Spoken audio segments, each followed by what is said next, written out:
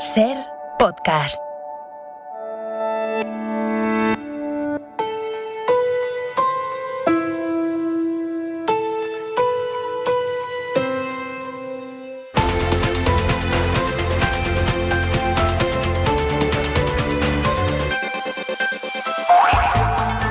Muy buenas noches. La esperanza en Afganistán se escribe estos días en el cielo. Esa es la única forma de escapar del fundamentalismo, volando a algún otro lugar en el que los afganos consigan que un país occidental los acoja como refugiados. Mientras Europa ya estudia en qué medida le va a afectar esta crisis humanitaria y prioriza sacar a los suyos de allí. Esta tarde hemos sabido que el segundo avión de España ha despegado hacia Dubái, parada previa a Kabul.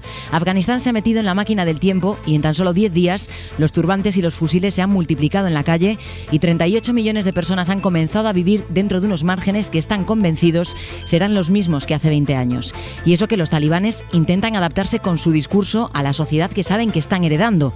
Esta tarde han venido a decir que no son las mismas personas que hace 2 décadas y que todo va a seguir girando en torno a Alá y al Islam, pero que habrá algunos cambios.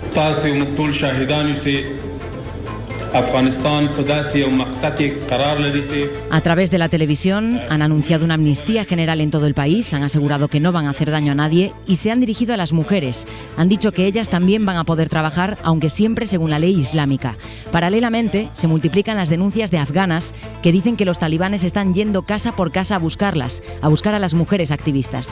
También a por las reporteras. Hay compañeras que aseguran que esta misma mañana han ido a la puerta de casa de algunas de ellas, especialmente a las que salen en la prensa internacional. Una situación que explica cómo ven ahora mismo los talibanes el resto de afganos, cómo ven a los talibanes el resto de afganos, como un lobo con piel de cordero.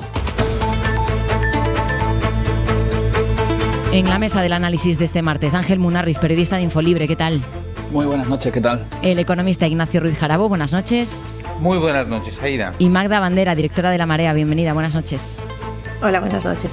Cerramos esta portada con la última actualización de los 2 incendios de los que estamos pendientes esta noche. Primero el de Ávila, el más grave ya de la historia de Castilla y León, al menos 12.000 hectáreas quemadas. Última hora, María Ángeles Hernández, adelante. La evolución sigue siendo favorable y la Junta confía en que esta noche no avanzará el fuego y se mantendrá el perímetro actual de 130 kilómetros donde hay menos llamas activas, aunque quedan puntos calientes donde el fuego puede volver a surgir. El presidente de Castilla y León, Alfonso Fernández Mañueco, ha dicho hoy que habrá una reflexión interna para estar mejor preparados. Y tendremos en cuenta de cara al futuro y a esos presupuestos cómo tendremos que reforzar de cara a los próximos años para aprender y actuar con mayor rapidez y de mejor manera.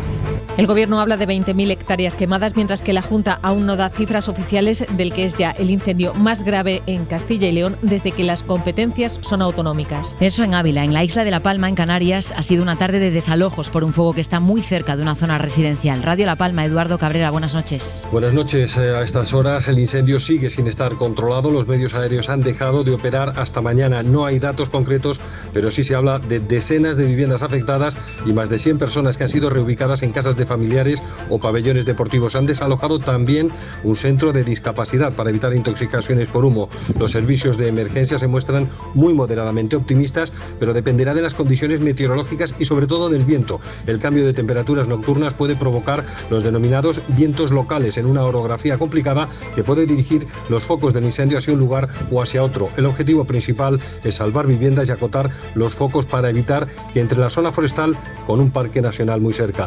Hasta ahora no hay daños personales.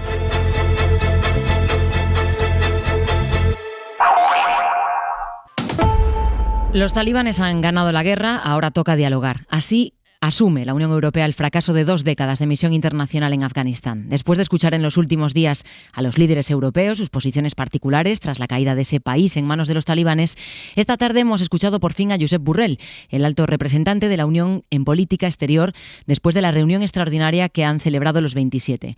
Borrell le ha puesto voz a la postura comunitaria ante este desastre que van a sufrir millones de afganos y de afganas y que va a conducir inevitablemente a la llegada de miles de refugiados a las puertas de Europa. Y esa postura pasa por el diálogo, siempre, eso sí, que se respeten los derechos fundamentales. Victoria García. Han ganado la guerra, así que habrá que tratar con ellos, ha dicho el alto representante de la política exterior europea, el español Josep Borrell, tras finalizar el encuentro virtual de ministros de Exteriores sobre Afganistán. Se refería Borrell a los talibanes y anunciaba que España será el centro donde llegarán la mayoría de los afganos que tienen visados para salir de Afganistán destino Europa. España será el centro de reparto. Gracias por ofrecerse. Desde España serán derivados a los distintos países europeos que les han ofrecido visados. El alto representante dice que la comunidad internacional cometió errores en lo que se refiere a la situación de Afganistán, infravaloró la capacidad de los talibanes y sobrevaloró la del ejército afgano. Preocupación entre los 27 por una posible crisis de refugiados y porque los talibanes cumplan con el respeto a los derechos humanos y las obligaciones internacionales. Un poco antes era el secretario general de la OTAN el que se refería a la situación que atraviesa Afganistán y lo hacía para desentenderse de las consecuencias que vengan a partir de ahora. Esto no es culpa de la Alianza Internacional, viene a decir el líder de la OTAN, esto es problema de los distintos gobiernos afganos por no haber solucionado la situación de su propio país en todos estos años. Entiendo el enfado, pero tengo la responsabilidad de decir que el plan no era estar en Afganistán para siempre, sino construir un Estado y unas fuerzas de seguridad que tomaran las riendas del futuro del país. Y la tragedia es que tras 20 años hemos visto un colapso repentino del liderazgo político y militar afganos, lo que ha permitido el avance de los talibanes. Y a este relato añadimos un sonido más. Hace unas horas hemos sabido que el segundo avión de España ha despegado ya hacia Dubái, después irá a Kabul, pero en las pistas de aterrizaje europeas ya se han recogido los primeros testimonios. Esto contaba un médico afgano nada más poner un pie en Italia. Hay mucho miedo por nuestros compañeros. Los talibanes han entrado en la ciudad de Kabul y buscado casa por casa a los que han trabajado con nosotros. Un llamamiento a toda la comunidad, a quien tenga que salvar a estas personas que hemos dejado en Kabul sin nada. No sabemos cómo debemos ayudarlas, qué deberíamos hacer. Hemos dejado a mujeres que no pueden entrar ni salir, que han colaborado con nosotros, a las que hemos formado como obstetras, enfermeras y médicos, que trabajaban en nuestros hospitales y que ahora están abandonadas. Nuestros hospitales están abandonados, no hay medicamentos, no hay medicinas, mueren niños porque no tienen qué comer. La situación es muy grave. Ignacio, Magda Munarriz, ¿cómo veis la respuesta europea? ¿Está a la altura de las circunstancias, del papel que han jugado las potencias internacionales en Afganistán en los últimos 20 años? Ignacio, empiezo por ti. Pues lamentablemente no. Yo creo que lo sucedido en estos últimos días en Afganistán es un fracaso conjunto de Occidente y entre ello de Europa. Es un fracaso específico de los Estados Unidos de Norteamérica. Es un fracaso muy concreto de Biden en lo que es la operación salida ya y operación retorno de las huestes norteamericanas. Y en definitiva es una manifestación más de la crisis de la civilización que ha sido dominante en estas últimas decenios en el mundo, ¿no?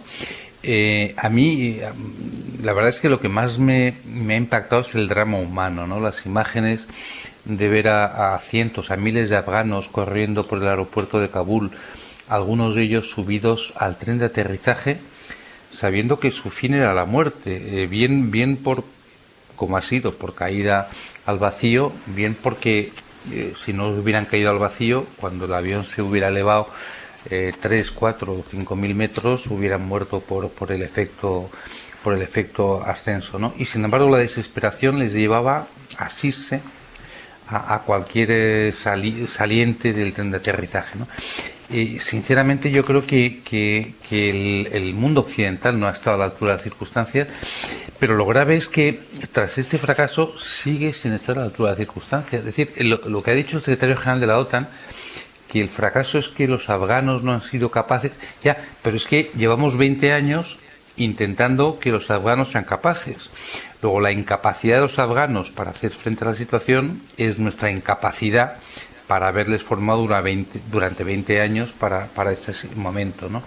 Yo creo que la verdad es que no cabe más que un suspenso colectivo y absoluto para todos los que han sido responsables de este periplo de 20 años y probablemente también para los que cómo están reaccionando en estos momentos. A mí la reacción del secretario de la OTAN me ha parecido inaudita, como me pareció inaudita la rueda de prensa ayer del presidente norteamericano, quitándose todas las culpas y echando la culpa a los antecesores, a los afganos, a cualquiera que no fuera él, ¿no? Uh-huh.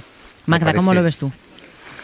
Pues la verdad es que no estamos para nada a la altura. Ha sido, es que durante todo el proceso es que es de un cinismo y de una incompetencia, primero para no saber prever nada Segundo, para la argumentación que han tenido, pero no de ahora, sino desde el momento en que hace 20 años pues se produce una invasión y no se sabe explicar bien por qué. Ahora sí que Estados Unidos ha dicho algunas verdades que no ha dicho durante todo este tiempo, ¿no? Pero lo que ha sido ya del todo decepcionante ha sido las declaraciones de Josep Borrell, ¿no? Cuando ha dicho lo de debemos tratar con los talibanes porque han ganado. A mí ese verbo me fascina, ¿no? No sé de qué debemos tratar exactamente, si lo que quieren es tratar sencillamente lo que tú apuntabas ahí al principio de que vigilen en el fondo las fronteras porque no queremos tener una nueva crisis de personas refugiadas y queremos que sea pues lo mismo que hacemos con Marruecos o con Turquía, ¿no? Subcontratar la vigilancia de fronteras y que aquí no traigan problemas.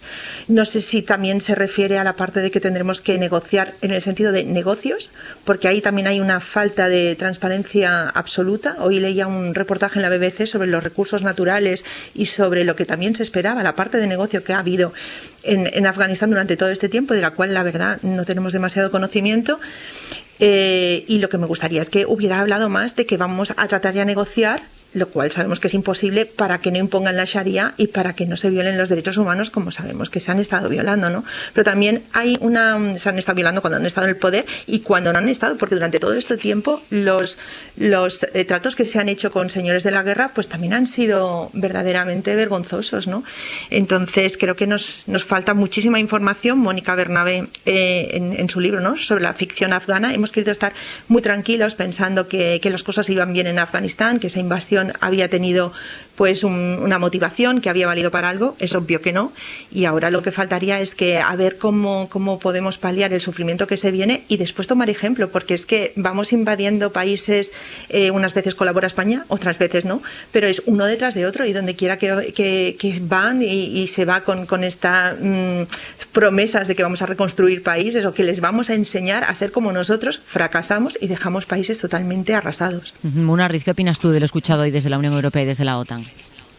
Desde la Unión Europea las palabras de Borrell me han parecido muy ajustadas ya al escenario pragmático, hechos consumados, esto es lo que hay, nos toca lidiar con esto, lo que se suele llamar realpolitik, ¿no? Tampoco podemos olvidar que el año pasado ya la administración Trump estaba firmando y estaba estrechándose la mano con los talibanes, acordando los términos de su salida.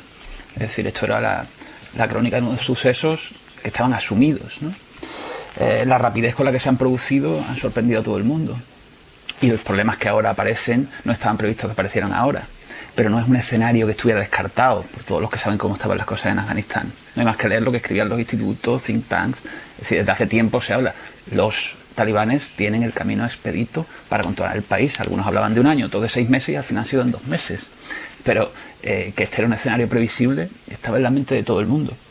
También encima Sí, que perdona. Encima los talibanes lo ponen fácil en el sentido de que sus primeros gestos no responden a la degollina que hubiera hecho insostenible desde el punto de vista del análisis internacional lo que allí ocurría, sino que creo que eras tú, Aida, la que hablabas de lobo con piel de cordero.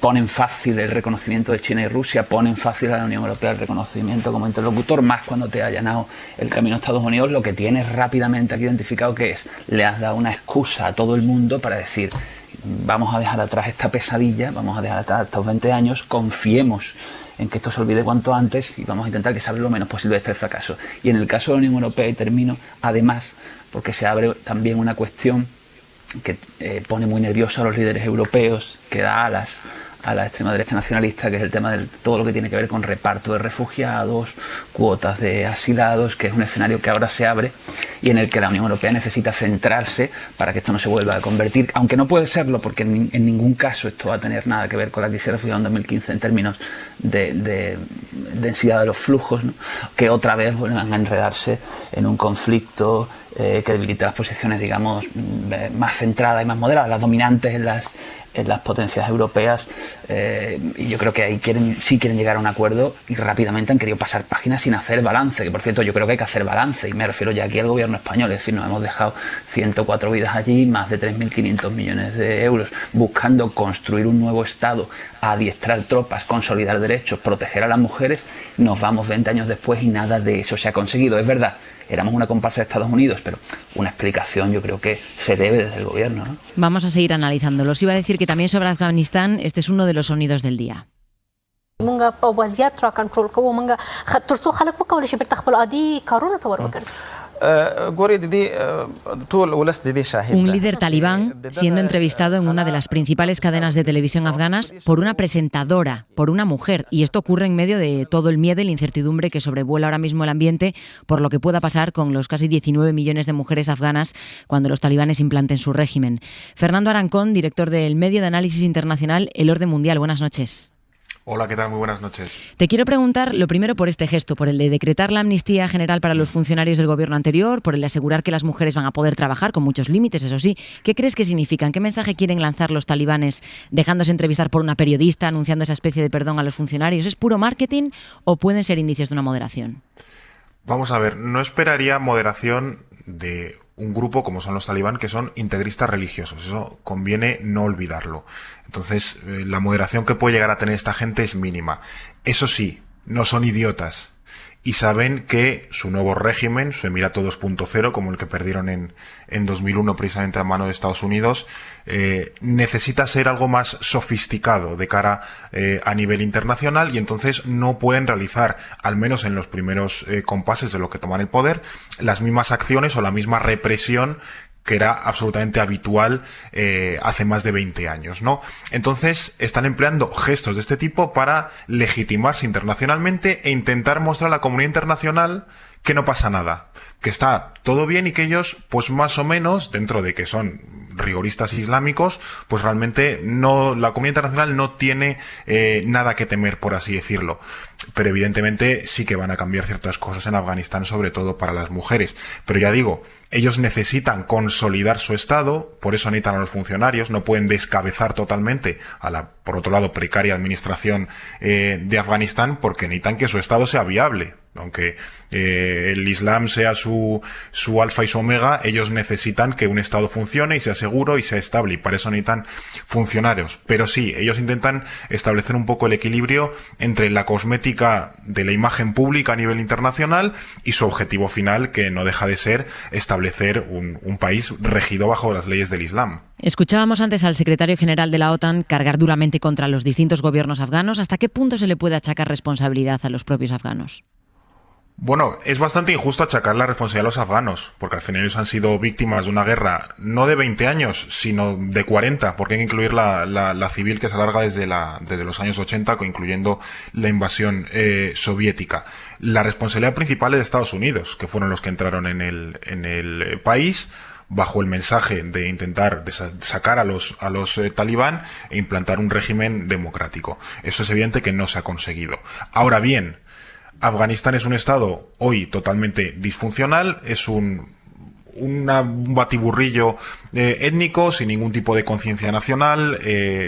La economía ha mejorado muy poco, es cierto, ha crecido mucho la renta per cápita, pero está muy lejos de ser una economía viable. Y también es cierto que una de las causas fundamentales del colapso del Estado afgano ha sido la desatada corrupción que ha existido durante estos años. Eso sí es responsabilidad de su sistema institucional y también de los países que hemos estado allí, que no hemos conseguido atajar ese problema y crear instituciones sólidas. Para que tengamos una referencia, el PIB actual del Producto Interior Bruto de Afganistán es de unos 19.000 millones de dólares. Lo que se estima que ha costado la corrupción en Afganistán, lo que se ha saqueado en Afganistán durante estos años, son 19.000 millones de dólares. Es decir, lo que Afganistán produce en todo un año. Es como si en España, en los últimos 20 años, se hubiesen robado 1 billón de euros, que es una auténtica salvajada. La corrupción es un problema grave en España, pero por suerte no hasta esos extremos. Es decir, el nivel de saqueo que se ha producido en Afganistán es absolutamente fundamental, y eso, además de crear un ejército totalmente desmoralizado que se ha deshecho como un azucarillo ante el avance talibán, también ha creado una imagen ante los propios afganos de decir, ¿para qué voy yo a luchar por esta gente que no hace más que robar y no me representa en absoluto? Entonces hay dos caras de la moneda en ese sentido. Joe Biden habló anoche, defendió la decisión de Estados Unidos de abandonar Afganistán como estaba planeado, y al menos se le puede reconocer una cosa, que ha sido honesto. Ha reconocido que Estados Unidos ha estado en Afganistán con un único propósito, que era proteger a Estados Unidos. Nada de construir un nuevo país, ni de asentar una democracia. Esto, Fernando, es un torpedo a muchos discursos de las propias administraciones estadounidenses sobre el papel de su política exterior en el mundo durante décadas, ¿no? Bueno, diría que es la primera vez en 20 años que lo dicen claro y sin ningún tipo de ambaje o de requiebro. Es decir, Estados Unidos entró en Afganistán en 2001 para proteger sus intereses nacionales y evitar un nuevo ataque terrorista como el 11S en Estados Unidos. Lo de llevar la democracia, lo de expulsar a los talibanes, forma parte de sus intereses geoestratégicos y era como la cobertura, el envoltorio que le daba legitimidad a esa invasión. Pero el fondo era ese, echar a los talibanes y asegurarse no sufrir un nuevo 11S. ¿Qué pasa? Que durante esos 20 años se ha seguido veniendo el discurso de, bueno, que había que crear un Afganistán próspero, un oasis económico, donde imperase la libertad. Eso 20 años después no se sostiene y se ha visto con esta caótica retirada. La cuestión es que, bueno, Biden ya lo ha dicho claramente. Ahora no creo que ningún dirigente estadounidense pretenda volver al discurso anterior de intentaban llevar la democracia y la libertad, porque básicamente ya se ha visto que el emperador está desnudo. Lo que es seguro es que Afganistán vuelve a entrar de lleno en el escenario geopolítico de la región, con países como China, Rusia, Irán o Turquía jugando sus influencias. ¿Qué movimientos tenemos que esperar de estas potencias? Bueno, pues por lo pronto China o Rusia ya han dicho que ellos se van a quedar en Afganistán, que van a establecer relaciones con los talibanes porque son los nuevos gobernantes del país y van a intentar simplemente adaptarse a la situación. Rusia, por ejemplo, teme que en su patio trasero, pues que es Asia Central, todos los tanes, Turkmenistán, Kirguistán, Uzbekistán y tal, pues el régimen de los talibán empieza a influir, entonces quiere tener un poco de presencia.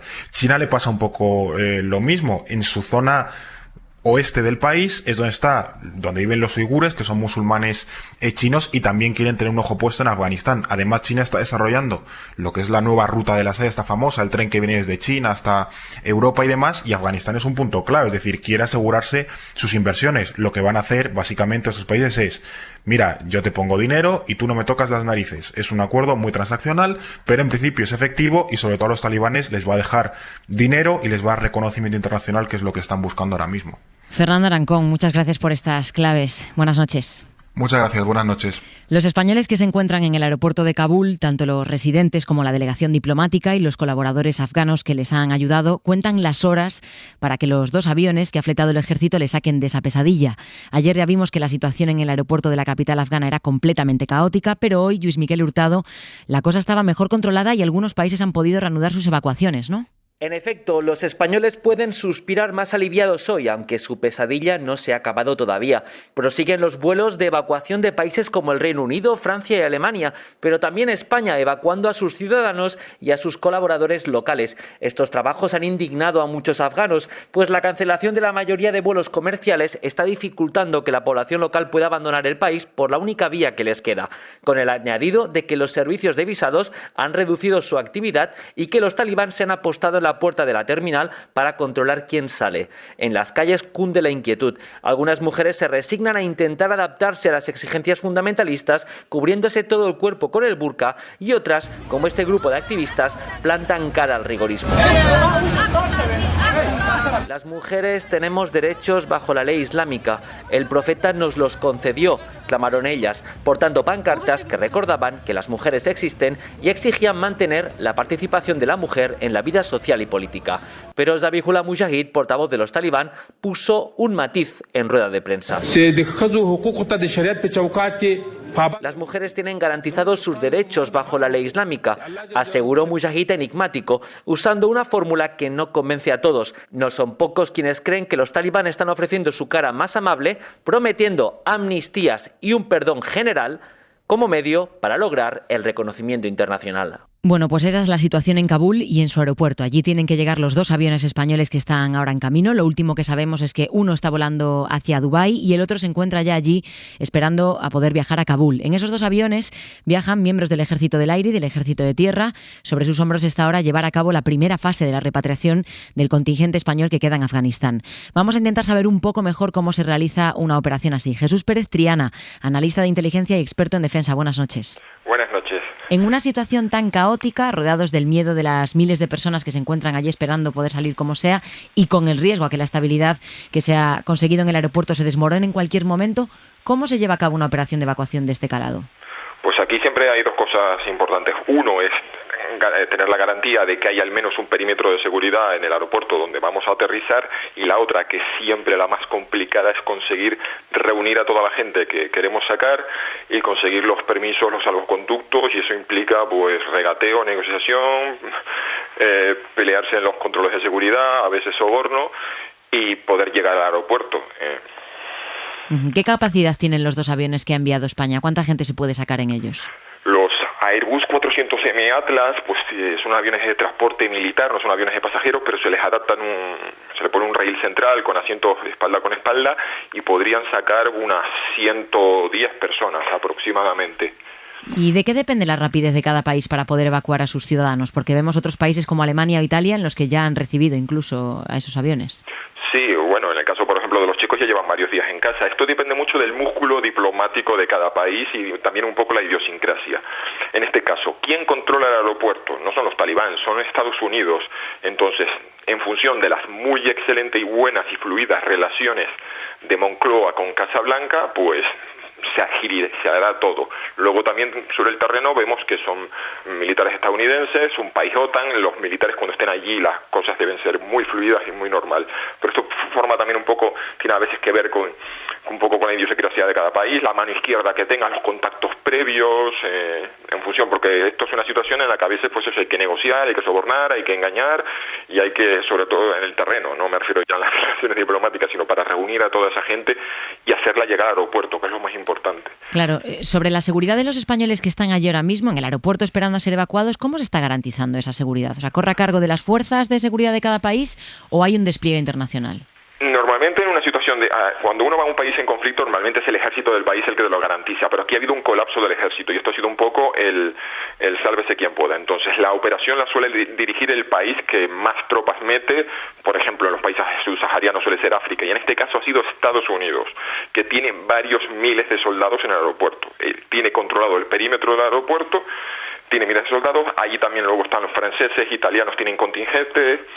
Y bueno, pero es que Estados Unidos tiene también hasta helicópteros de combate, tiene blindados, entonces la seguridad ahora mismo depende de Estados Unidos. Y lo más importante aquí es que no hay hostilidad por parte de los talibán. Hay un cierto acuerdo tácito en el que ellos van a permitir que se mantenga esa burbuja, a pesar de que todo el país está ya en sus manos, y que el aeropuerto pues queda libre y que los extranjeros se vayan, los que quieren, porque los rusos, por ejemplo, han decidido que se quedan. ¿Y podemos estar tranquilos sobre la seguridad de esos ciudadanos de los que quiere evacuar España? Pues sí, la verdad. Primero porque la situación ha cambiado mucho en las últimas 24 horas. Las escenas de caos y colapso que vimos ayer han terminado. Hay muchos afganos que han asumido que solamente van a poder salir del país y están en las listas que han recopilado cada uno de los países. Vimos en el caso de los alemanes que fueron tan estrictos que solo permitieron que salieran 7 personas. Pero hoy hemos visto que ya se acabó el caos, hemos visto que los talibán han declarado que ellos no van a poner ningún impedimento para que se vayan.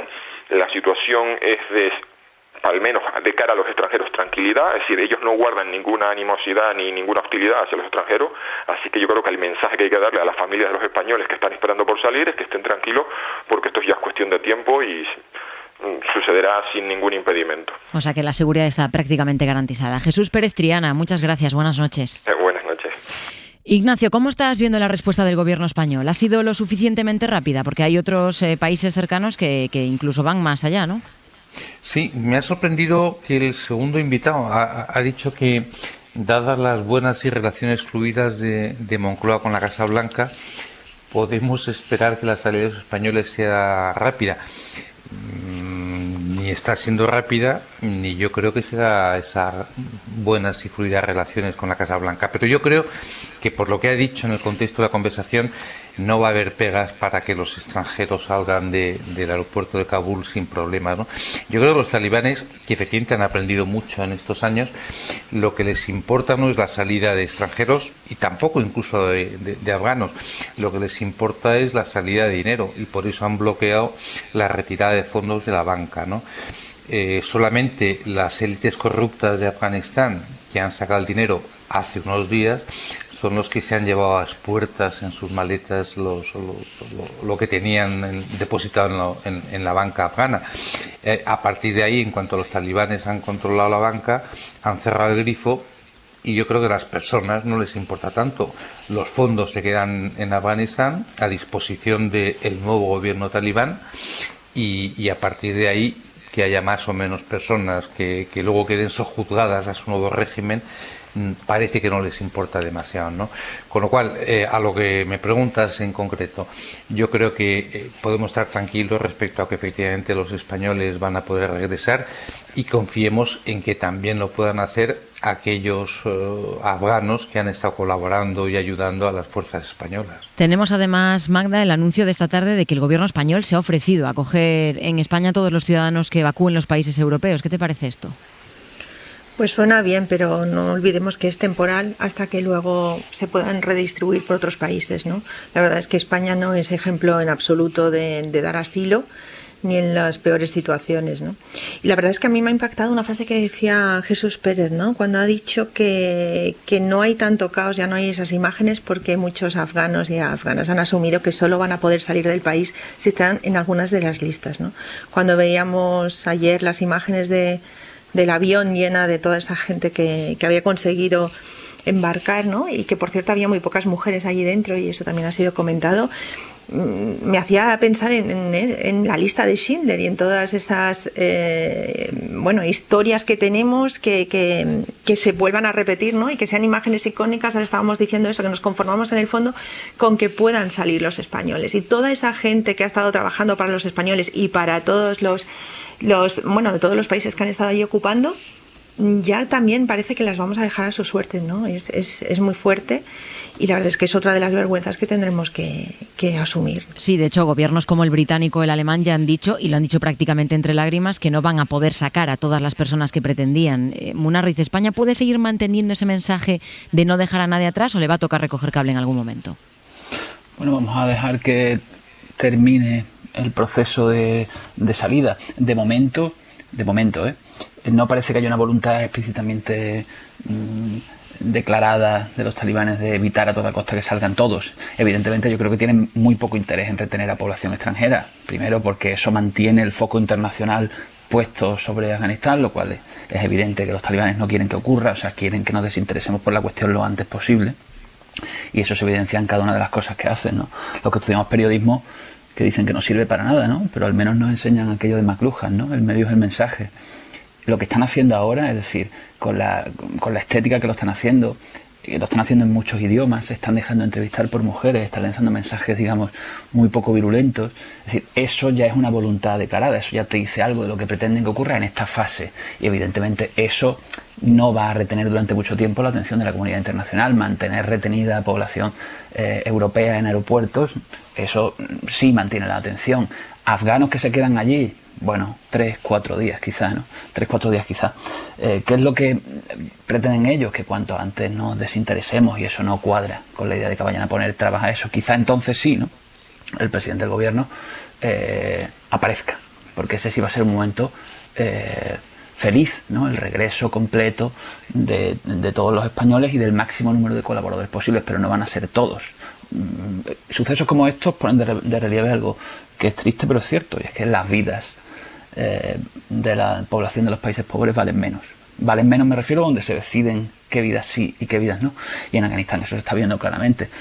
Hay interceptaciones de gente que trata de llegar a los aeropuertos y normalmente no están siendo de población extranjera. Y eso cuadra muy bien con la maniobra propagandística que están realizando los talibanes, ¿no? Seguiremos muy atentos a la situación en Afganistán. Hacemos una pausa y seguimos.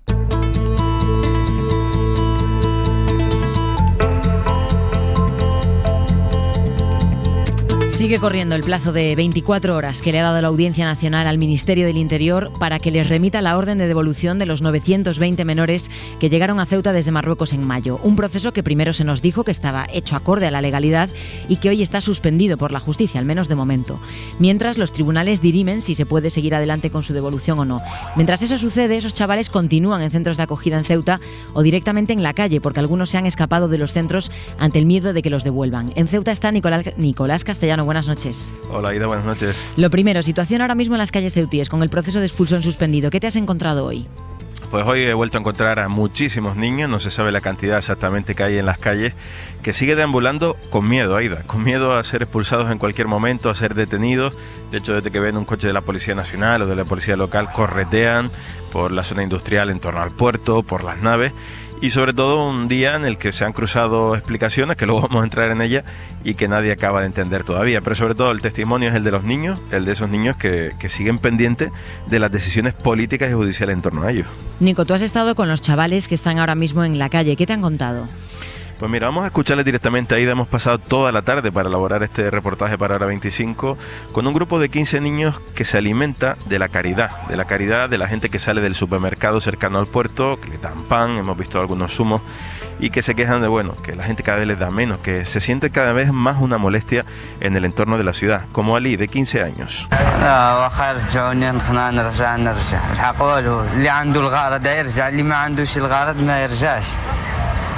Dice que en realidad, que lo último que ha dicho es que las personas que realmente tengan interés en volver, volverán sí o sí, y que yo voy a volver aunque me echen. Es lo que dice. Todos nos dicen lo mismo, Aida, que aunque le echen a Marruecos van a volver a España. De hecho, este chico que tiene solo 15 años entró hace 3 meses, recordemos, hoy se cumplen 3 meses justo de aquella primera escena, el 17 de mayo, del grupo numeroso de gente cruzando el Espigón a nado, y ha estado en distintos centros, en Pinié, las naves del Tarajal, pero prefiere vivir en la calle, vivir en los centros de protección porque dice que ha recibido maltrato.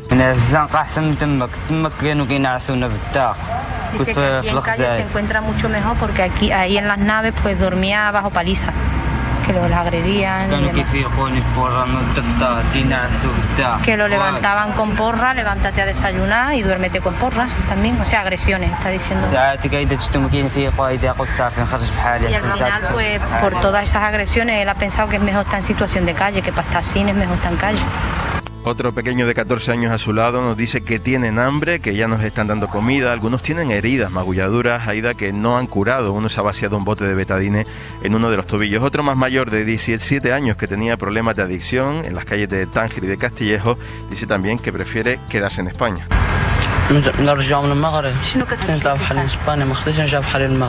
Yo quiero subir a España, yo no me quiero quedar en Marruecos.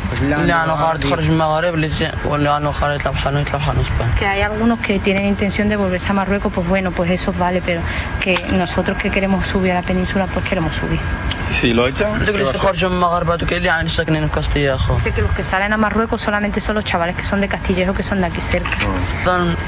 Dice que si le pasa eso, él va a volver a Ceuta. O entro nadando. Que volvería a Ceuta, Aida, incluso nadando, como hizo hace 3 meses. ¿Y qué explicaciones está dando ante todo esto el gobierno de Ceuta, Nico? Pues hoy ha sido un día de explicaciones difíciles de entender, la verdad, Aida. Una rueda de prensa de más de 1 hora del presidente de la ciudad autónoma y de la consejera que políticamente ha encabezado todo este procedimiento desde el viernes, de Mabel Deu, y la verdad que hay muchas preguntas todavía sin responder. Lo más sorprendente quizás, Aida, es que con pasmosa realidad el presidente de la ciudad autónoma ha reconocido que no se han elaborado informes individuales por parte de los técnicos de menor para expulsar a los 55 niños que han salido en los últimos días hacia Marruecos. Esto, recordemos, lo exige la ley de extranjería, lo exige el procedimiento, incluso dentro del convenio. El propio Vivas pues sembraba la duda de que no sabía de qué fiarse, si de la legislación española, de la ley de extranjería española, de la ley del menor española o del convenio bilateral entre España y Marruecos. Así que ha dejado muchísimas preguntas sin respuesta. Por ejemplo, Aida está hablando de un acuerdo que ha tardado 6 años en publicarse, 2007, que firmaron el Ministerio de Trabajo y Asuntos Sociales con su homólogo marroquí y que lo está ejecutando el Ministerio del Interior. Un acuerdo cuyos objetivos son el retorno de los menores, también la adopción de medidas.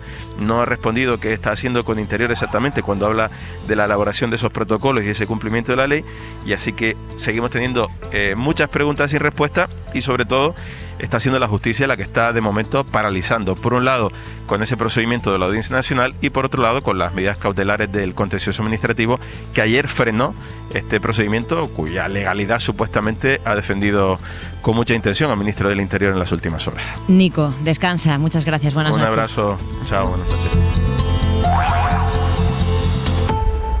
Estos chicos no están solos, hay un tejido asociativo en la ciudad que les ayuda y les acompaña. Yasmina El Ajadalí, muy buenas noches.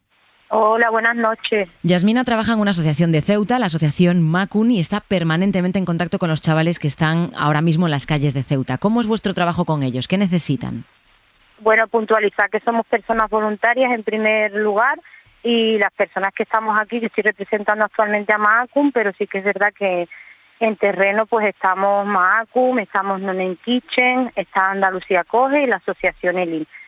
El trabajo que estamos intentando desarrollar desde el primer momento es informar a los chavales sobre sus derechos actualmente, que están siendo vulnerados en todos los sentidos, y sobre todo intentar que firmen todos esos documentos, facilitando en todo momento que las letradas puedan también intentar hacer su labor y paralizando todo el proceso. El proceso de expulsión de estos menores está ahora mismo parado, pero la suspensión es temporal. Eso es. ¿Cómo lo viven? ¿Cómo lo viven eso? Ahora actualmente sí que es verdad que lo viven con mucho nerviosismo, con mucha tensión, sobre todo porque al final sí que es verdad que lo que nos trasladan los chavales es ¿qué es lo que va a pasar, Yasmina? ¿Qué pasará mañana? ¿Qué va a pasar hoy? Entonces realmente hay preguntas a las que nosotras tampoco podemos responder porque tampoco sabemos lo que va a pasar. Al final sí que es verdad que le explicamos que esto va más allá, que es algo a nivel judicial y que también influye la vía política. Entonces, quieras o no, nosotras realmente tampoco sabemos cómo responde del todo. Intentamos hacer contención emocional en la medida en la que podemos y bueno, es complicado. Porque aparte de todo esto también tenemos varios grupos, también tenemos chavales que están en Marruecos, que contactan con nosotras. Entonces tenemos muchas vías abiertas y realmente el gobierno de Ceuta tampoco tiene un equipo de calle contratado que debería de estar trabajando con estos niños que están en situación vulnerable. Al final, todo el trabajo está recayendo sobre personas que somos voluntarias en terreno y que realmente hacemos esta función porque realmente queremos. Tú además estás en contacto con muchos de los que han sido expulsados desde el viernes, 55 en total, como nos contabas. ¿Quieren volver a España? ¿Qué es lo que te dicen? A ver, la mayoría de ellos sí que quieren volver, lo que pasa es que no han entendido lo que ha pasado y por qué ha pasado. Realmente lo que ellos explican que se han sentido, o sea, ven como que le han mentido, le han engañado y tampoco ven coherente lo que está haciendo el gobierno español porque al final ellos lo que te dicen es pensábamos que estamos en un estado de derecho, que realmente no se iban a vulnerar nuestros derechos de la infancia y al final lo que ven es que todo eso ha sido pisoteado.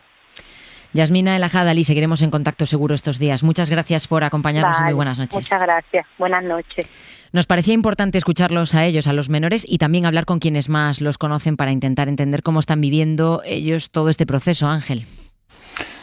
Sí, bueno, ellos son los que le están poniendo voz y carne a la experiencia de los chavales, ¿no?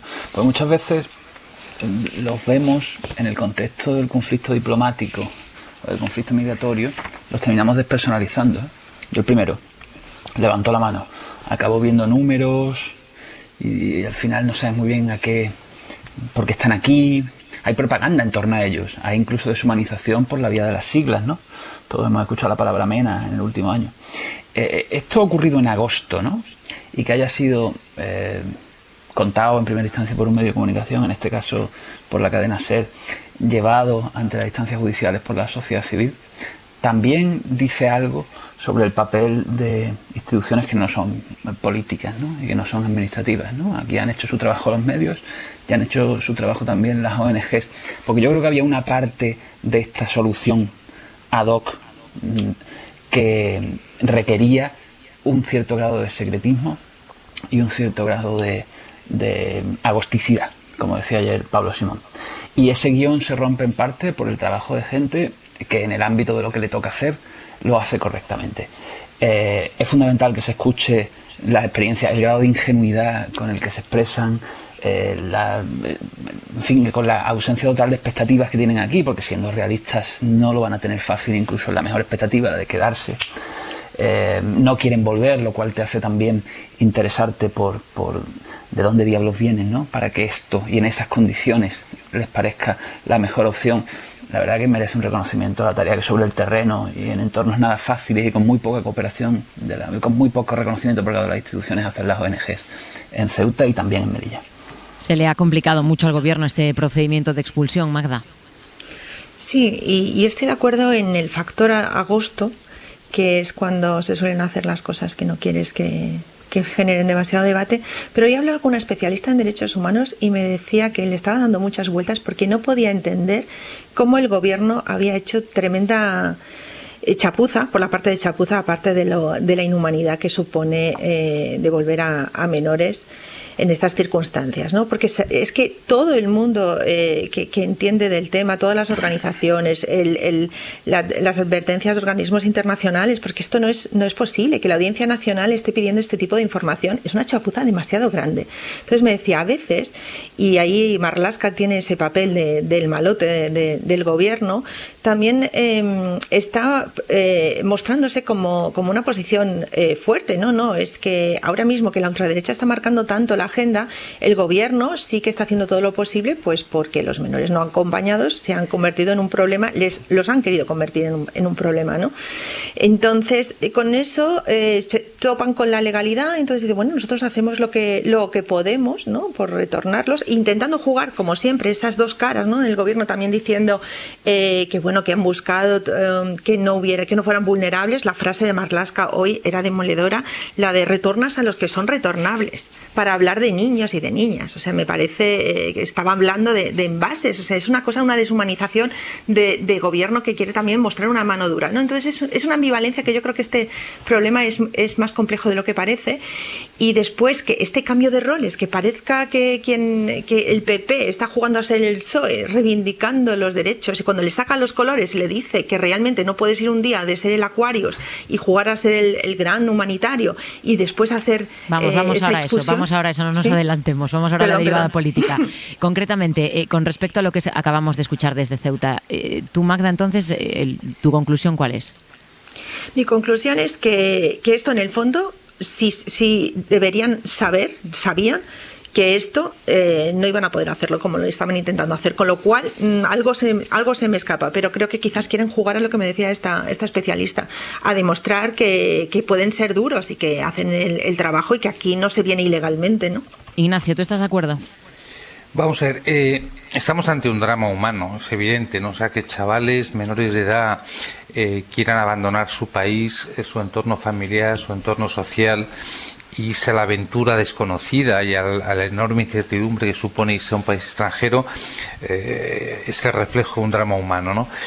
Dicho eso, España, el destinatario de los que quieren huir de ese drama humano, yo lo he dicho muchas veces, aunque suene muy duro, no puede ser la Madre Teresa del mundo. No tenemos capacidad, aunque quisiéramos, no tenemos capacidad física, nos falta capacidad logística para ser la Madre Teresa del mundo, ¿no? Y luego a mí me llama mucho la atención una cosa. Cuando a las autoridades políticas, sea el ministro del Interior, sea el presidente de Ceuta, se les dice que lo que se está haciendo incumple la legislación española y la legislación internacional y comunitaria, más en concreto, nos responden tanto el presidente de Ceuta como el ministro del Interior que se está cumpliendo estrictamente el gobierno bilateral suscrito con Marruecos en 2007. Entonces, yo me sumo en un estupor absoluto. Es decir, ¿es posible que se haya firmado y suscrito con el Reino de Marruecos un convenio bilateral contrario a la legislación española y a la legislación comunitaria? Me parece un sin Dios tan grande que la verdad a mí me gustaría que esto se aclarase. Es decir, si España ha suscrito un convenio internacional bilateral contrario a nuestra legislación, el tema es muy grave. Y si no es así y se nos está mintiendo, el tema es igual de grave. Luego, la gravedad del tema es enorme. Y además, sobre una cuestión que, insisto, esconde un drama humano de una magnitud inmensa, ¿no? Bueno, y luego tenemos la derivada política, la más puramente política de todo esto. Lo último, lo introducía antes Magda, pasa por el Partido Popular, que hoy más bien parecía dos partidos diferentes según a quien escuchásemos. En Madrid venga a criticar la actuación del Gobierno, mientras en Ceuta se habla de coordinación con el Ministerio y de actuación correcta. Jefa de Política de la SER, Nieves Goicoechea, buenas noches. Buenas noches, Aida. Sí, porque la gestión sobre los menores es muy complicada para el Gobierno, pero también para la ciudad autónoma, que en este caso está en manos del Partido Popular. Así que su presidente, Juan José Vivas, se ha alineado claramente hoy con el Ejecutivo Central, defiende que las repatriaciones son legales, que la situación de los menores es de emergencia sanitaria por sus condiciones de precariedad allí en la ciudad y que todo lo que se está haciendo hoy y estos días está perfectamente coordinado con el Ejecutivo Central. Estamos convencidos de que hemos actuado correctamente porque hemos sido consecuentes en nuestra manera de obrar con el acuerdo que hay suscrito entre los dos reinos. Sí ha habido coordinación entre el Ministerio del Interior y la ciudad. El PP, sin embargo, como partido de oposición, se sitúa en otra clave. Desde ayer pide explicaciones al Gobierno central, no a su presidente Vivas en Ceuta, por la repatriación de menores, y hoy el portavoz nacional, José Luis Rodríguez Almeida, insiste en atacar a Pedro Sánchez. Lo que no puede ser en una política de Estado es que se pase del Aquarius a echar en masa vulnerando la ley. Cuando hablamos de una política de Estado como inmigración, no te puedes permitir esos bandazos. Hace unos días, además, Aida, la vicesecretaria de Política Social del PP, Ana Pastor, había denunciado también descoordinación clamorosa, lo contrario precisamente de lo que ha dicho hoy Juan José Vivas. Nieves Goicoechea, gracias, buenas noches. Hasta luego. ¿Qué os parece esta contradicción en la que han entrado hoy los populares? Munarriz. Bueno, es una contradicción que al final acaba teniendo un poco de sentido. España tiene, el gobierno tenía un incentivo diplomático muy importante para hacer esto, que yo creo que es lo que ha cegado la acción del Ministerio del Interior, es decir, al fin y al cabo es un asunto que desde la óptica del gobierno es de la máxima importancia, y es que había tenido una crisis de tomo y lomo con Marruecos y creía que la podía resolver con esto, y de hecho la delegada del gobierno dio una pista que, vista retrospectivamente, es bastante elocuente, de nos llevamos ahora mejor con Marruecos y en los próximos días se va a ver, lo cual evidencia que no habían dimensionado bien las consecuencias de lo que hacían. Y Vivas en Ceuta no tiene ese incentivo diplomático, pero tiene un incentivo social y vecinal, es que tiene un problema serio, es que tiene niños en la calle que no le gusta que estén a su población, que generan, en fin, preocupación, malestar, que pueden dar alas a discursos con los que él está nítidamente enfrentado, la ciudad de Ceuta, de corte claramente xenófobo. Es decir, ahí coinciden en ese punto. Que el PP está a otra cosa en la escala nacional, bueno, la coherencia a nivel partido entre lo que hace en Ceuta y lo que dice Casado en Madrid, bueno, Casado en sí mismo tampoco es que sea un ente político excesivamente coherente, con lo cual no creo que le preocupe mucho eso. No muy lejos de allí, el PP lleva haciendo un discurso sobre Gibraltar, y Gibraltar español, que en el campo de Gibraltar, que saben muy bien que eso no facilita las cosas, pues no es muy bien visto ni siquiera por sectores del PP, pero lo hacen, ¿no? Y en el PP tienen uno y el Nacional tiene otro. Y luego, por cerrar con lo que decía Ignacio de no podemos ser la Madre Teresa. España, en términos de acogimiento de inmigrantes, etcétera, no es precisamente un país que se destaque por ser la Madre Teresa ni por un buenismo en la forma de actuar, no. O sea, España ha incumplido sus obligaciones de cumplimiento de cuotas de reubicación por país después de la crisis de refugiados 2015, y España es un país de frontera muy dura. España es un país de frontera dura. Otra cosa es que haya habido determinados momentos en los que el discurso del gobierno, sobre todo cuando está el PSOE, pues un discurso ensoñador, más idealista, pero en la práctica España es un país de frontera dura, y España es un país que aplica lógicas muy duras a la inmigración, al menos desde mi punto de vista. Ignacio. Sí. No, bien, pero el discurso a veces se asemeja al de la Madre Teresa del mundo, ¿no? A eso me refería. Y luego estoy de acuerdo con Ángel, efectivamente, contigo misma cuando lo has expresado, ¿no? La contradicción entre el discurso de Vivas o la posición de Vivas y Casado es evidente, ¿no?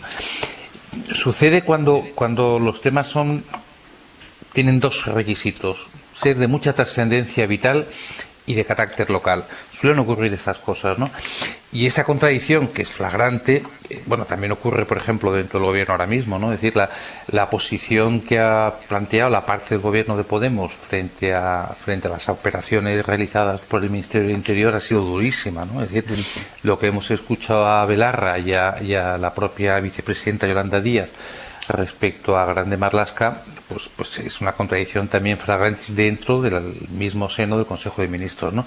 Pero insisto, cuando el tema es de verdad importante y además tiene una trascendencia de carácter moral o humano, pues las contradicciones salen a la luz, ¿no? Salen a flote. En una crisis como esta, ¿no crees, Magda, que el PP debería por lo menos no contradecirse tan claramente en público?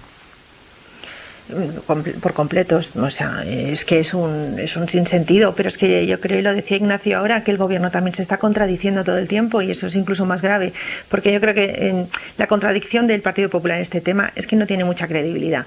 O sea, que ahora se pongan a defender que no se pueden expulsar a los menores cuando sabemos con quién está o gracias a quién está gobernando, pues sabemos lo que es, ¿no?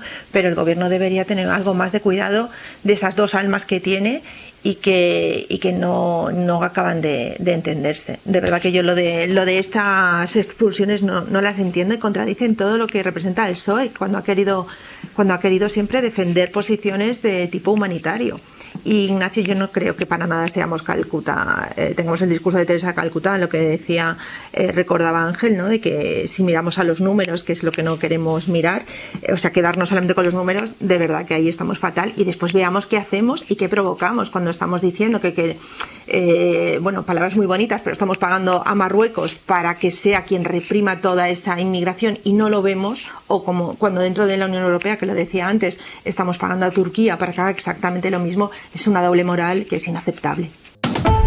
Era 10 de mayo cuando Pedro Sánchez anunció esto. Que estamos tan solo a 100 días de lograr la inmunidad de grupo, es decir, de lograr el 70% de la población española vacunada y, por tanto, inmunizada. Esos 100 días se cumplen mañana, en algo menos de una hora, y parece imposible llegar a ese objetivo. No deja de ser algo simbólico. La campaña de vacunación ha avanzado bien en nuestro país, pero lo cierto es que el ritmo se ha ralentizado en las últimas semanas. ¿Cuáles son ahora mismo las cifras de vacunación, Ana Corbatón? Pues ahora mismo en España hay 29.968.000 personas vacunadas con la pauta completa, un 63% de la población. Faltan más de 3 millones para llegar a ese objetivo del 70% que todo apunta se conseguirá a finales de verano. En las últimas 24 horas se han administrado más de 300.000 dosis, cuando en la segunda semana de julio, por ejemplo, cada día se superaba ampliamente el 500.000 de dosis administradas. Y al ver cómo el ritmo en los pinchazos cae, las autonomías van tomando medidas. Isabel Villar. Sí, Cataluña y País Vasco han decidido reducir de 6 a 2 meses el tiempo que deberán esperar quienes han pasado la infección para vacunarse. Aragón y Murcia lo han dejado en un mes. Murcia además ha ampliado la vacunación sin cita previa en zonas como Mazarrón por la afluencia de personas en la costa. También Canarias, Cataluña, Baleares, Andalucía o Madrid vacunan sin cita previa. Ana Barceló, consellera de Sanidad de la Comunidad Valenciana. Buenas noches, bona nit. Bona nit. ¿Tienen ustedes en marcha varias iniciativas para intentar localizar a las personas que aún no han acudido a vacunarse? ¿Cuántas son y cómo están intentando dar con ellas? Pues mira, esta semana se ha citado a todos los valencianos y valencianas que quedaban por citar. Quedan pendientes unas 50.000 personas de entre 12 y 39 años que han bloqueado su agenda por vacaciones y unas 80.000 personas que no tienen actualizados sus teléfonos o no disponen de teléfono móvil. Por tanto, serán llamados por atención primaria, por los centros de salud o al teléfono móvil. La verdad es que ha funcionado bien el plan de vacaciones que se diseñó por parte de la Consellería, que ofreció la posibilidad a todos los menores de 39 años de elegir qué semanas no estarían disponibles para la vacunación. Esto pues nos facilitó el proceso, evitando además que fueran citados cuando no iban a poder acudir. Ustedes pusieron también en marcha una campaña de repesca, ¿no?, para las personas que no se presentaron en primera ronda.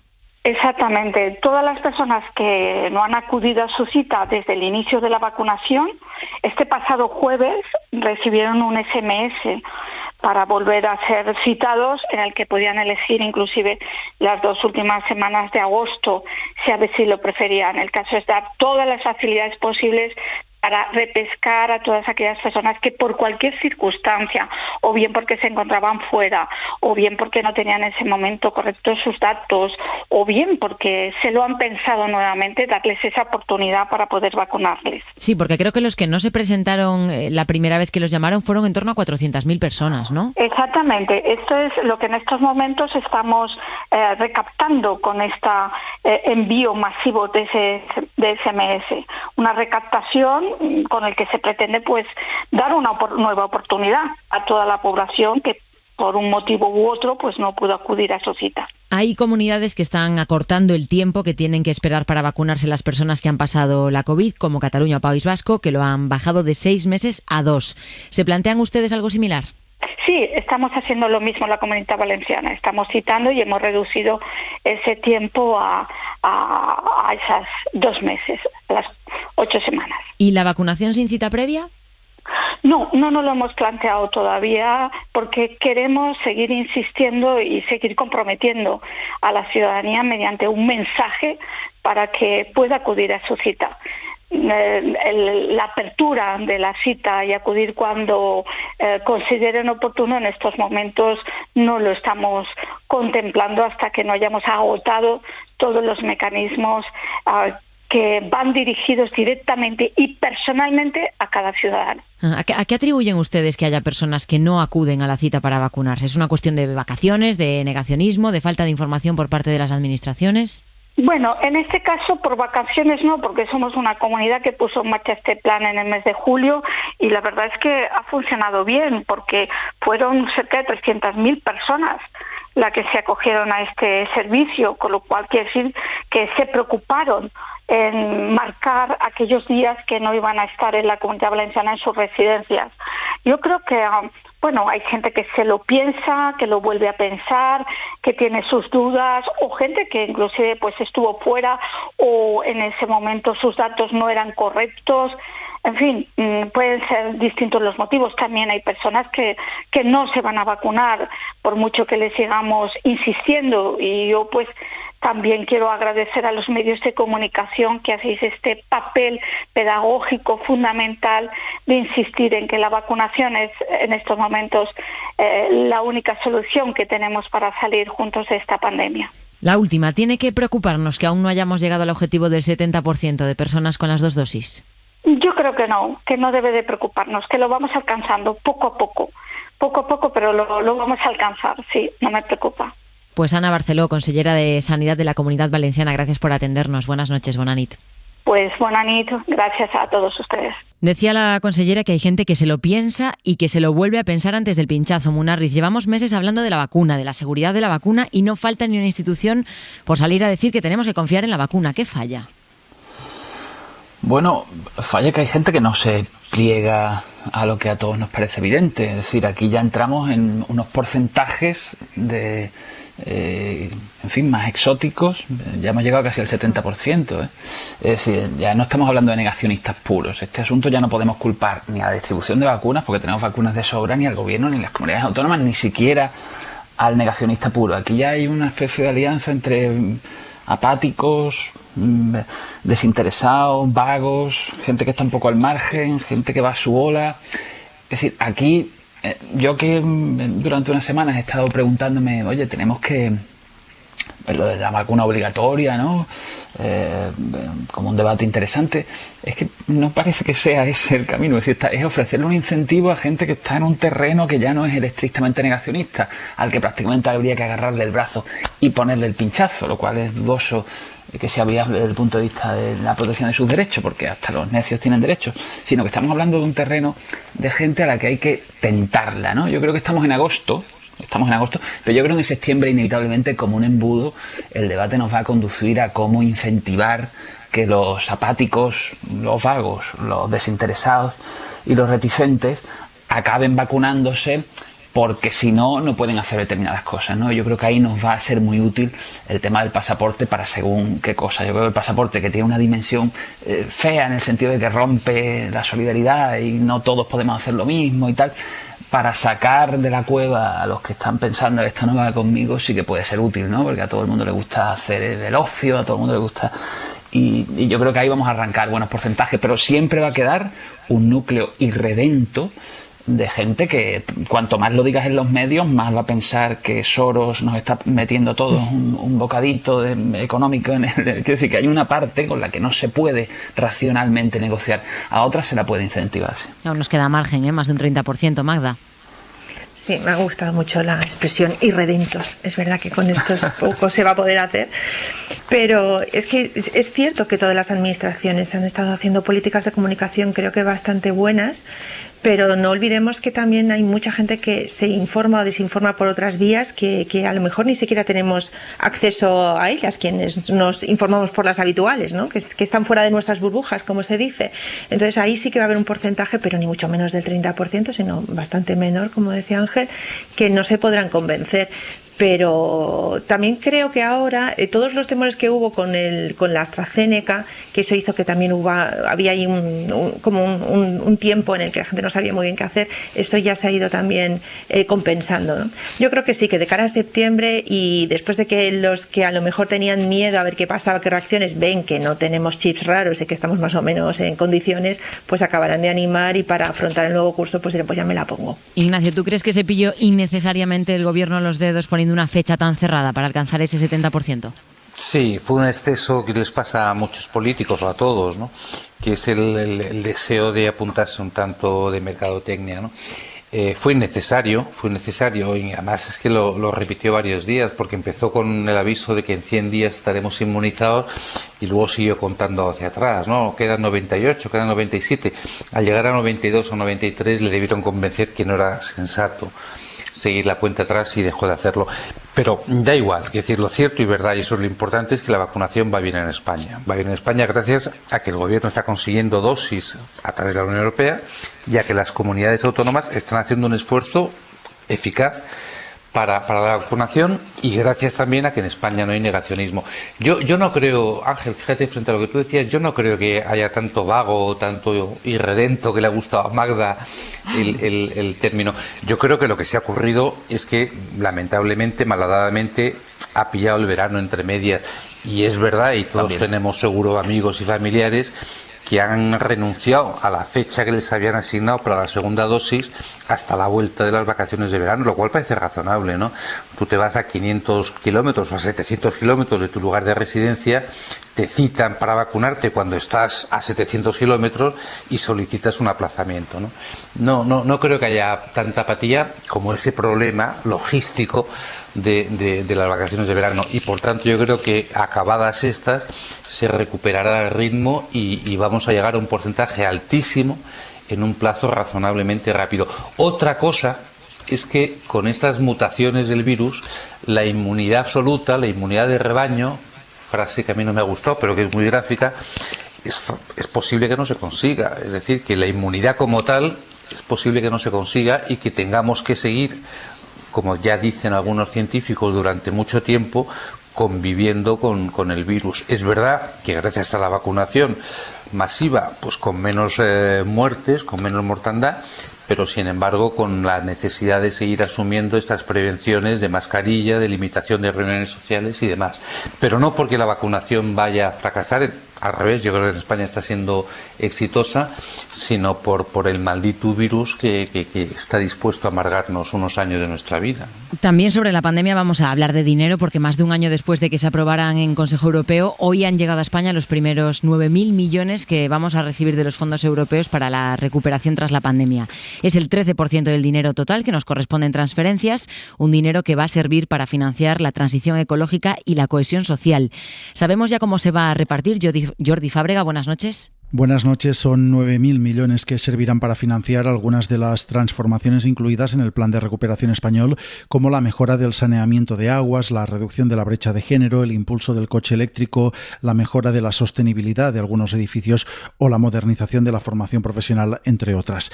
De hecho, el Gobierno recuerda que ya tiene comprometidos con las comunidades autónomas el reparto de 7.200 millones para estos cambios. Además, la llegada de ese dinero europeo permitirá aligerar la deuda. De hecho, una vez tuvo confirmada la llegada del dinero, el Tesoro ya anunció hace unos días que reduciría en 20.000 millones de euros las subastas previstas para este año. Antes de que acabe 2021, el Gobierno confía en recibir el segundo pago de estos fondos europeos, esta vez de unos 10.000 millones de euros, que estará vinculado al cumplimiento de 50 hitos y reformas que España se había comprometido a aprobar antes de junio de este año, como por ejemplo la Ley de Lucha contra el Fraude. En su momento los medios calificamos de histórico el acuerdo del plan de recuperación. Histórico por el dinero comprometido, sí, pero también porque el acuerdo fue una muestra de que esta Europa ya no era la misma que la que afrontó con austeridad y mano dura la crisis del año 2008. Ahora empieza a llegar ese dinero y hay que asegurarse de que le damos buen uso, Magda. Exacto. Ahora sí que habría que fiscalizar muchísimo a qué se destinan, cómo se destinan, quién lo recibe, el qué y el quién. Creo que son muy importantes. Aquellas ruedas de prensa que teníamos con la pandemia, no digo que vayan a hacerlas tan seguidas, pero sí que creo que sería importante que las fuesen justificando, porque no es un dinero que nos dan, que a veces también parece que es como un regalo, sino que está muy condicionado a las reformas, que tampoco las hemos desgranado todas. La de lucha contra el fraude es que es increíble que todavía haya que estar destinando tanto dinero a eso, porque no lo hemos podido gestionar antes, pero sí que creo que ahí va a ser muy importante, porque es que nos los irán dando esos millones a medida que vayamos cumpliendo con los objetivos. Y recordemos la otra parte, que es reembolsable. Así que tenemos que demostrar que realmente los usamos bien. Munarriz. A mí los fondos europeos siempre, hasta que no he visto anunciado su ingreso, siempre me han parecido un poco... ¿Quieres ver los billetes, no? Un punto de cuento de la lechera. Simplemente un par de detalles, ¿no? Son subvenciones directas, es decir, no hay que devolverlas, pero son deuda europea. Es decir, son deuda europea. Nos endeudamos como europeos para obtener dinero en los mercados y gastarlo ahora que lo necesitamos. Habrá que devolverlo. Es decir, la palabra maná a mí siempre me hace cruzar un poquito los dedos, porque esto es deuda que habrá que devolver. Todo está pasando muy deprisa. El dinero llega, habrá que gastarlo, habrá que justificarlo, posteriormente habrá que devolverlo. No sé si tenemos suficiente capacidad de evaluación y de justificación. Sí me gustaría que el gobierno fuese serio en cuanto al calendario de exposición de los resultados de lo que está haciendo con el dinero. Decía Magda, ¿qué y quién? Claro. Es decir, los grandes desafíos de nuestra economía, que están en los planes que ha publicado el gobierno, que son muy abundantes en adjetivos. Yo detecto que en España existe un problema muy serio de brecha territorial norte-sur, hay un problema de ingresos y de renta y de acceso al mercado de trabajo hombre-mujer, hay un problema brutal de desempleo juvenil. Hay que concentrar los esfuerzos y luego poder tasar hasta qué punto han sido efectivos, porque si no nos vamos a perder todos en grandes cifras, ¿no? Yo creo que yo identificaría esas tres fallas de nuestra economía como objetivos, ¿no? A corregir, a enderezar, ¿no? Porque son muchos ceros, ¿no? Los que están viniendo. Yo creo que el gobierno debería ofrecernos también una guía para que podamos seguir qué está haciendo con ellos, ¿no? Ignacio. Bueno, una cuestión por matizar lo que decía Ángel. La mitad de lo que vamos a recibir de la Unión Europea hay que devolverse a la Unión Europea, ¿eh? Es devolución necesaria de España a la Unión Europea. Pero estas 9 son de los 70 que son subvenciones directas. Bien, pero que del total que vamos a recibir de la Unión Europea, la mitad hay que devolvérselo. Y la otra mitad, como bien decías tú, será endeudamiento de la Unión Europea con el resto del mundo, con los mercados financieros, y por tanto nos corresponderá, en la parte que nos corresponda, participar de esa devolución. Pero la mitad es devolución directa a la Unión Europea.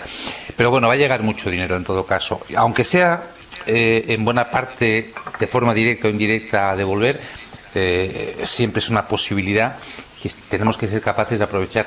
Y fíjate, yo confío en que sí va a salir un mecanismo, un sistema, un proceso de utilización inicialmente, potencialmente eficiente de los recursos que vamos a llegar, ¿no?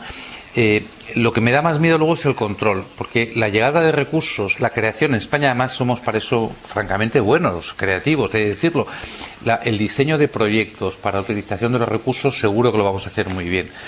Me da un poco más miedo después el control de que eso se lleve a la práctica del modo en que se ha diseñado.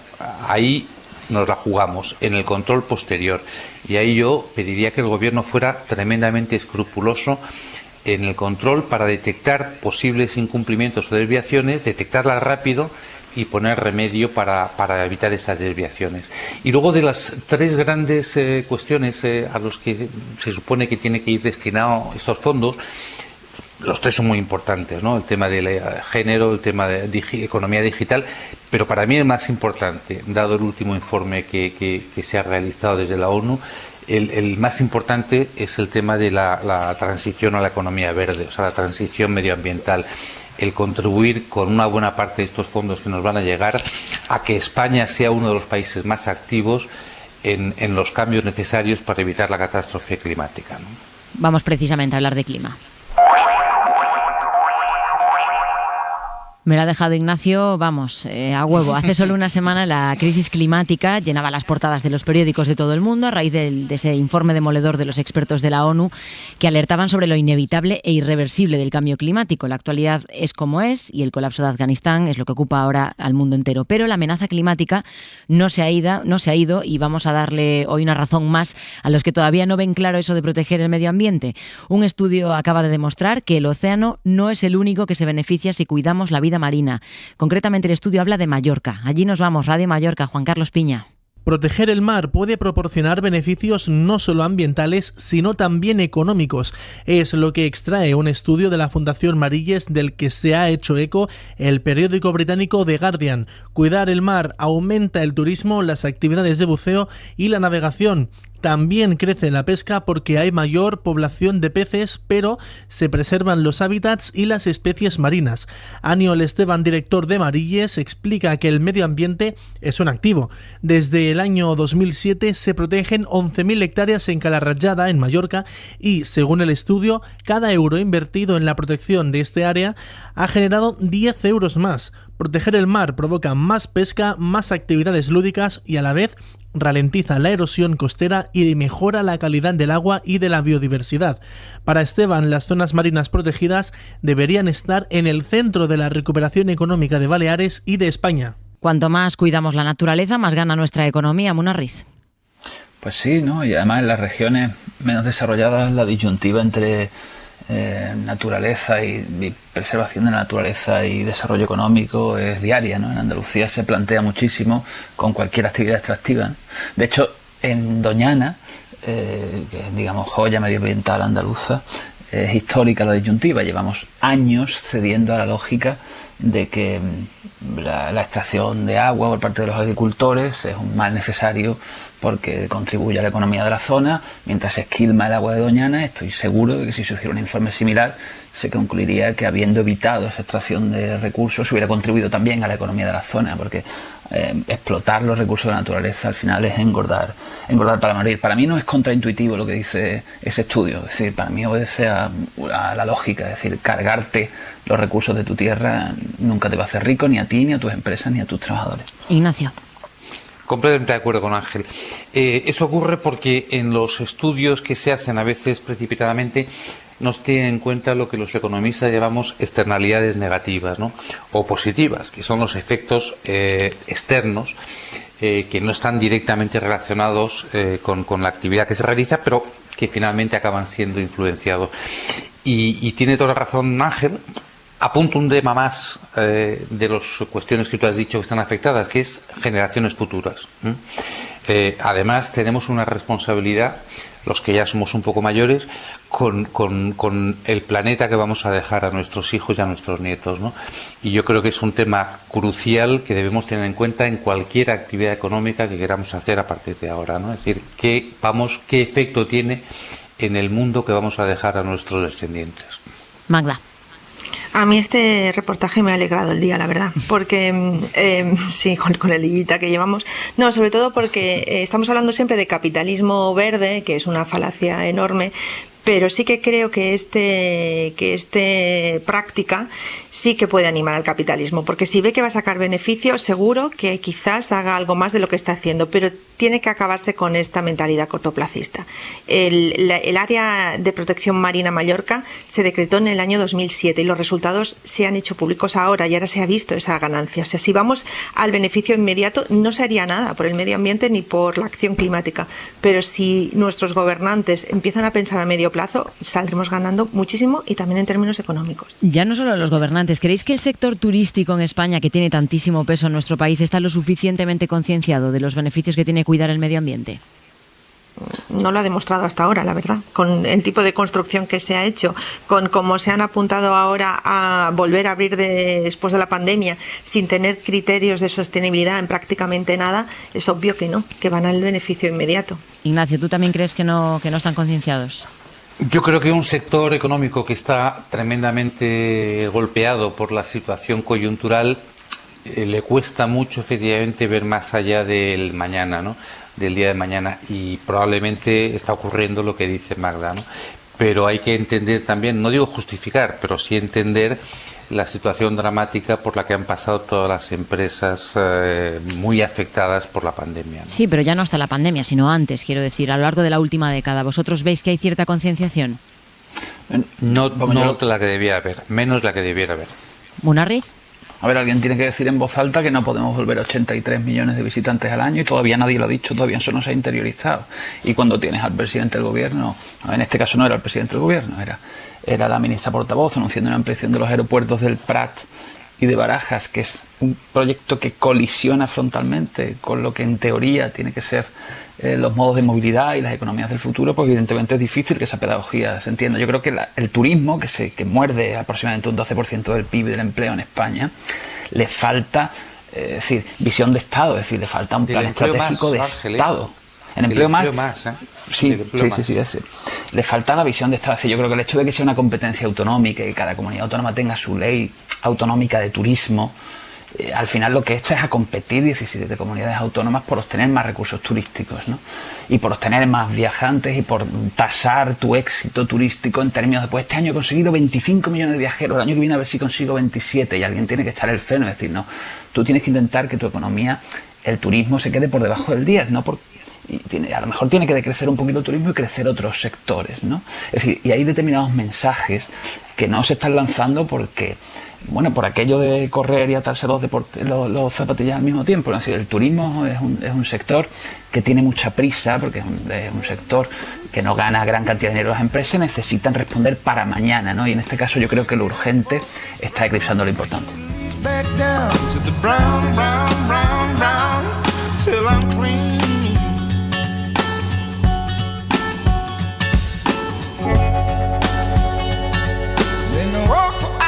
Shaded by the trees, by a meadow of green, oh, by the mile.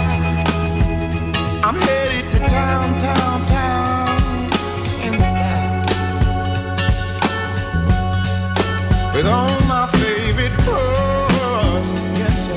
Bueno, pues a ver si poco a poco va creciendo esa conciencia verde. Ángel Munarriz, muchas gracias. Ignacio Ruiz Jarabo y Magda Bandera, muchas gracias a los tres. Buenas noches, gracias a ti. Y a ustedes hasta mañana.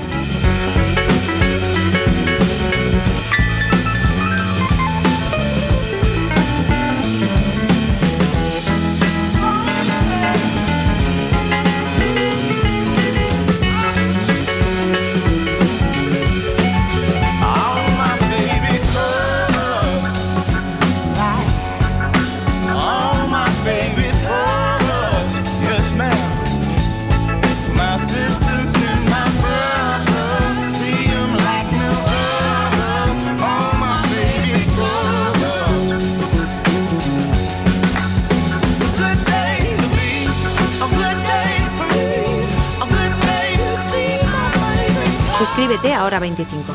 Todos los episodios y contenidos adicionales en la app de Cadena SER y en nuestros canales de Apple Podcast, Spotify, iVoox, Google Podcast y YouTube. Escúchanos en directo en la SER de lunes a viernes a las 8 de la tarde.